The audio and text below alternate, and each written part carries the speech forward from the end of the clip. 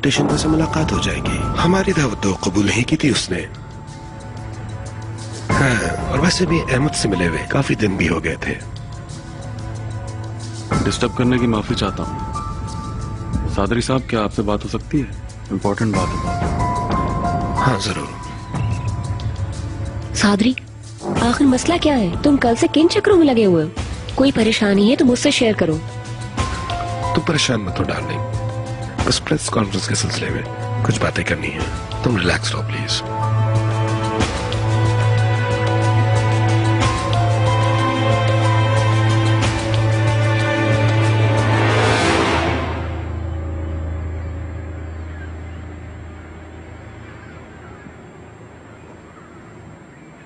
आदम, कुछ पता चला वो वीडियो किसने भेजी थी?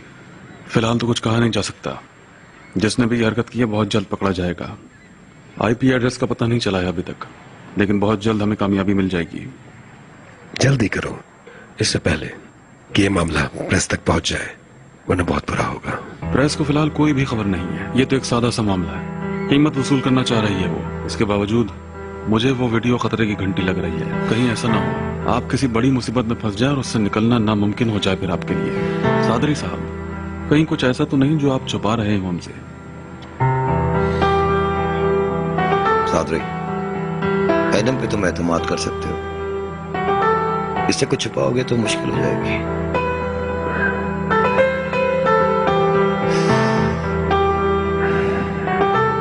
लड़की का नाम बुर्राक है। हमारा 1 साल पहले अफेयर चला था। आखिरी बार उस लड़की से कब मिले? लास्ट ईयर जुलाई में। मामला खत्म करने की कोशिश की आपने? हाँ, लेकिन हमारे दरमियान झगड़ा कभी नहीं हुआ, इसलिए उस बात का बदला नहीं ले सकती। यकीन करना मुश्किल है कि वो लड़की ये सब कुछ भी कर सकती है। तुम उस लड़की पे इतना यकीन क्यों है सादरी? ये वीडियो उसके घर की है। बिल्कुल, हम किसी के भी बारे में इतने यकीन से कुछ भी नहीं कह सकते। मुझे यकीन है हमारे अलग होने से पहले वो रात प्रेग्नेंट हो गई थी। उसे अंदाजा था अगर वो प्रेगनेंसी कैरी कर लेती तो मेरी बदनामी होगी, और उसने ऐसा नहीं होने दिया। वो वाकई उससे मोहब्बत करती थी। एनीवे, उसने अबॉर्शन करा दिया था। क्या वाकई अबॉर्शन हो गया था? मैंने उसको ब्लैंक चेक दिया था और डॉक्टर के पास लेके गया था। उसके बाद का मुझे नहीं पता। इनफैक्ट मैं मजीद उस मामले में उलझना नहीं चाहता था। ओ सादरी, सालों तुम मुझे फैमिली वैल्यूज पे दर्ज देते हो। अब अपने आप पे नजर डालो। तुमने जो कुछ किया मुझे उससे कोई मसला नहीं, लेकिन तुम इतना बड़ा रिस्क कैसे ले सकते हो? तुमने एक लड़की को प्रेग्नेंट कर दिया। तुमने सोचा अगर ये बात खुल के सामने आ गई तो क्या होगा?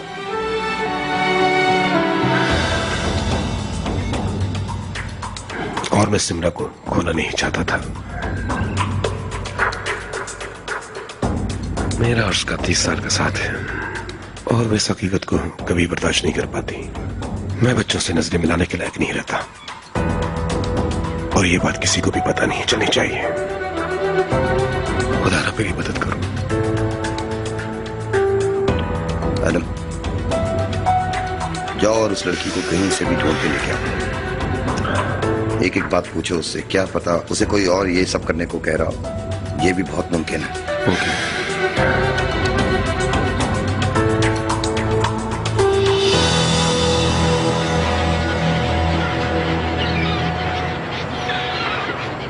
तुम पहले आई हो यहाँ पे कभी? हाँ, एक बार मैं और एशली आए थे यहाँ, लेकिन दोबारा आने का कभी मौका ही नहीं मिला।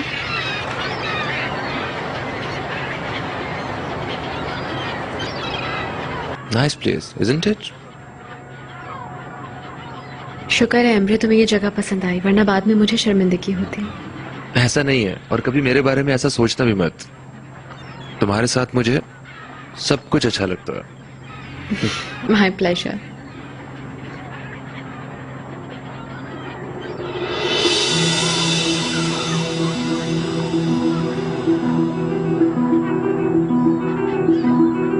Your order sir. Thank you.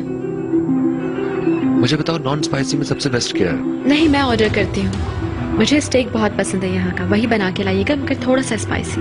Okay madam. मुझे तो बहुत भूख लग रही है। मैंने तो आज ब्रेकफास्ट भी नहीं किया है। I am sorry sir, breakfast is over. No problem. तो फिर ऐसा करो कि मेरे लिए भी यही ले आओ, बिल्कुल इनके टेस्ट के मुताबिक। Steak platter, understand? Okay sir. Thank you. तो तुम एशली के साथ यहाँ पे कब आए थे? तुमसे मिलने से बहुत दिन पहले, ऐसे ही आ गए थे, हम लोग घूमते घामते थे। अच्छा तुम यहीं बैठो, मैं जरा फ्रेश होकर आती हूँ। श्योर।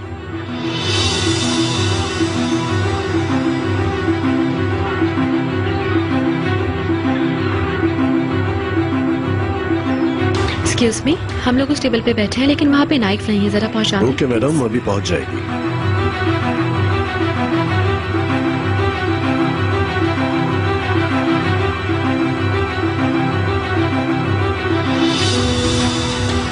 मतीन, तुम यहाँ क्या कर रहे हो? मुझे बिल्कुल नहीं मालूम था तुम यहाँ पे काम करते हो।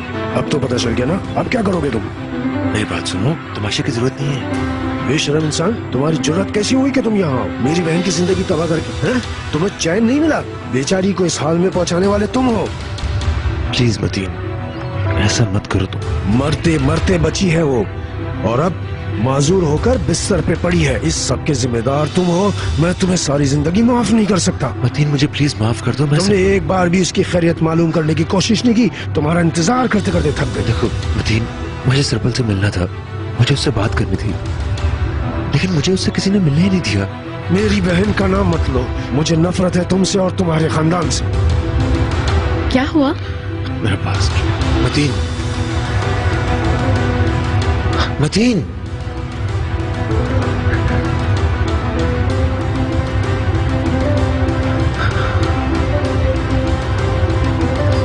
मतीन,